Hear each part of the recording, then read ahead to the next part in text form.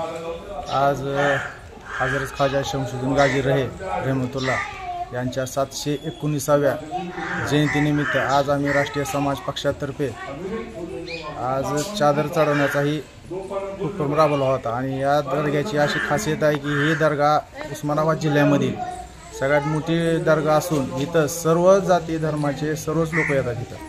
त्याच्यामुळे ही जी प्रार्थना स्थळ एकदम अतिशय शोभनीय आहे। त्याच्यामुळे इथं कसं आहे, इथं कुठलाही जातीवाद नाही, कुठलाही विषय नाही, त्यामुळे कार्य इथं भरपूर आहे। त्यामुळे आज आम्ही राष्ट्रीय समाज पक्षातर्फे चादर चढवण्याचा कार्यक्रम राबवलेला आहे।